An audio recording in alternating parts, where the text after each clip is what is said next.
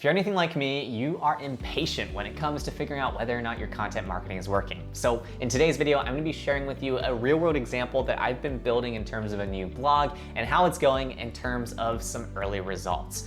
This way, you're gonna be able to pick up on some trends that I like to identify when trying to assess whether or not my content marketing is working. Hey, I'm Will, and I love to build things on the internet. If you like digital marketing, sales, or entrepreneurship, that's the content I cover over here, and I hope you'll introduce yourself if you're new to the channel. The first precursor I wanted to give you today when it comes to assessing whether or not your content marketing is working is it's honestly actually really hard to figure that out within the first 3 months. The reality is that if you are just starting your content marketing, a lot of variables are at play. The first variable that is at play is just simply building out your content base. In many cases, businesses don't have enough content, so as a result, Google can't figure out exactly what it is that your site does. In other cases, your site doesn't have enough domain authority or relevance, and so you need to actually build out enough content to signal to Google that you are an authoritative source around that particular topic that you're serving. Early on though, what I tell people is just give it at least 3 months and then reassess. So it's always good to assess things at 3-month increments. Even when I was pitching this content marketing effort to my boss right now, I told them that 3 months was the minimum that it would take to start seeing results and to actually start gauging results closer to the 6 to 12 month mark. The reason why is because you need the content to actually age on Google before you can actually see the results or your dividends from your content marketing. For our example today, we're gonna be using the blog that I've been building for work. We started from a content base of nothing, and we have been publishing about 2 posts every single week and occasionally 3 posts in the week. Each of our posts are at least 1,500 words long, with some posts ranging as high as 2,500 to 3,000 words. What this means is that within our last 3 months, we have written at least 36,000 words on our blog. So now that you have that background context, let's take a look at exactly what this looks like when we start to dig into our results in Google Search Console as well as in Google Analytics. To figure out whether or not your content marketing is working, you first need to observe the trends. The easiest way to do this is with Google Search Console. The first thing you're gonna wanna make sure you do is that you have your sitemap updating. The reason why is because if your sitemap is not updating, then you're not making it easy for Google to index all of the new pages that you're creating around your content marketing. So first, make sure your sitemap is updated. But assuming that you do have a sitemap that's updated, your pages should start to get some organic traffic being generated, or in general, organic impressions in Google Search Console. So what you're gonna wanna do is you're gonna wanna hop into Google Search Console and then filter things based off of your efforts. So let's go ahead and take a look at a Search Console results here. What I've done is I've isolated for the last 3 months, and I've isolated for all the things that are related to the content marketing efforts that I've built in the last quarter. And what you can see here are some of the initial trends. First thing that you want to look for is whether or not there is a line going up and to the right for both your clicks as well as your impressions. If you're getting clicks and you're getting impressions more and more as you add more content, it means that you're probably onto something with your content marketing. So what you can tell here from my chart is that in the last quarter, since starting to publish 2 times a week on this particular blog, I've gotten 874 clicks and about 34,000 impressions. That's pretty good, but there's still room to grow. There's tons more out there in terms of the number of clicks. And what you'll notice here as well is that I'm getting about 20 clicks out of the 243 impressions that Google has served for this top phrase of mine, and around 20 clicks as well for this other one that's around 280 impressions. So you wanna look for your click-through rate and see whether or not people are clicking through to your posts, and from there, whether or not you're optimizing your titles and meta descriptions in an optimal way.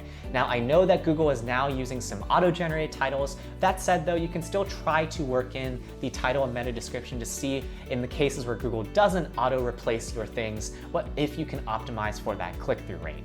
So as you dig into your Google Search Console, the main things I want you to look for is there a noticeable trend that is forming? If there is not a noticeable trend, it may be too early in terms of your content marketing efforts. However, the second you notice a trend, you should start to either choose to double down or to back off of your content marketing efforts. Sometimes this will take 3 to 6 months to truly actually formulate a trend. However, what you can tell from my example is that there's clearly something up and to the right here, which is the perfect place to be when it comes to measuring content marketing results.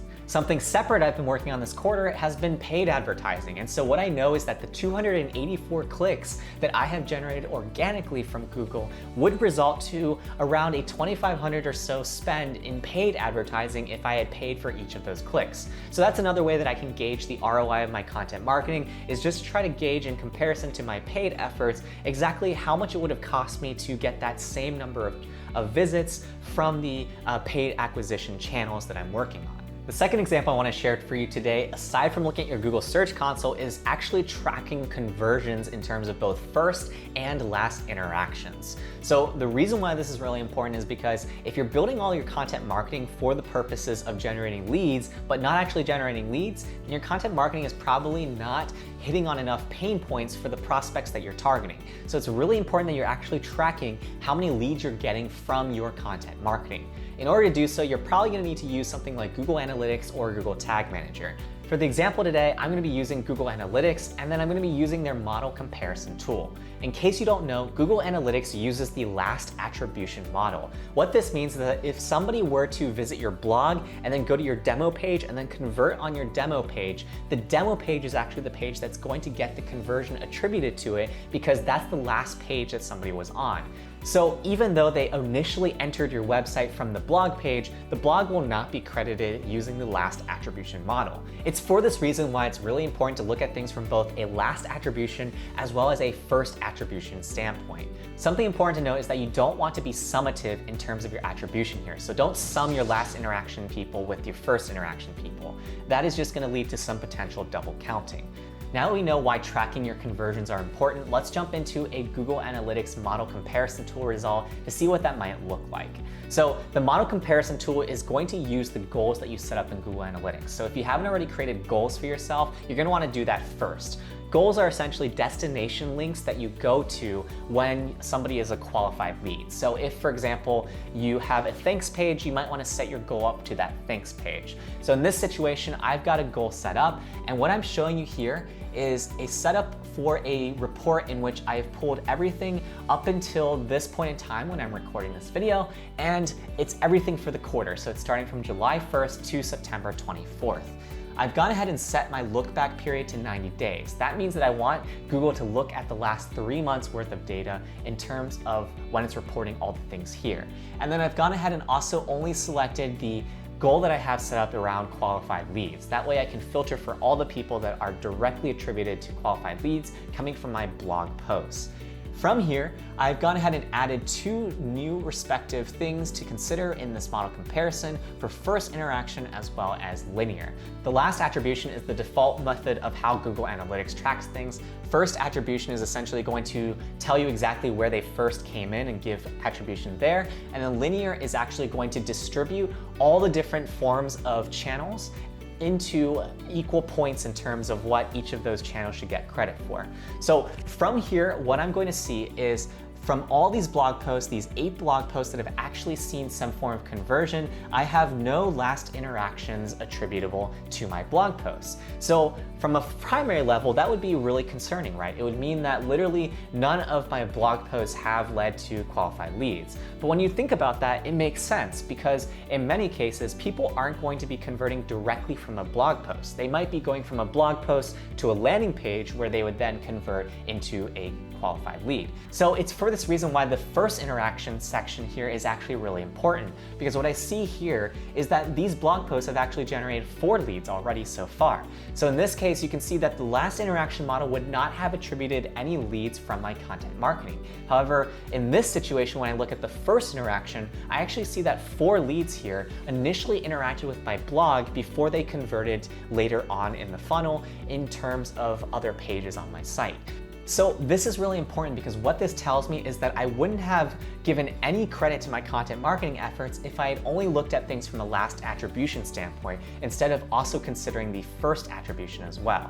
Aside from tracking your blog posts, you'll also want to check out how your freebies are doing. This quarter, I've released one freebie so far, and I haven't done a full-on distribution push yet. However, I can go ahead and use the model comparison tool to still pull in key insights around how this particular freebie might be doing.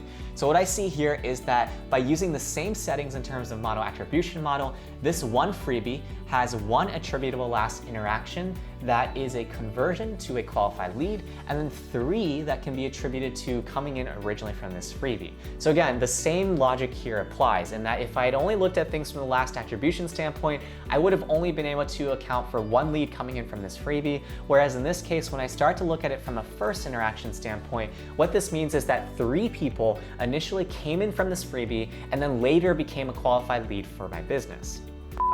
When did that go out? I don't know.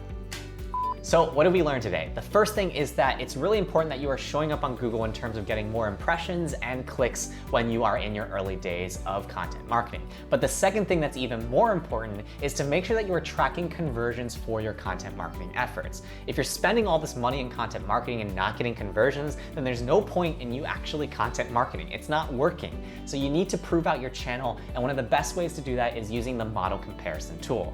Now I want to hear from you. Tell me in the comments below if you've used Google Search Console or the model comparison tool before. I love hearing from you guys, and I try to read and respond to every single comment. If you made it this far in this video and even noticed that like going out for a little bit, hit that like button below to get your blue thumbs up trophy for being a real MVP. Consider subscribing if you want more sales, digital marketing, and entrepreneurship content like this, and getting my Content Marketing Jumpstart Kit, which has tons more tips and tricks that are free, and I'll leave a link to in the video description below. I cover a ton more content tactics, so be sure to check out these videos over here that Google thinks you might like, and I'll catch you guys in the next one.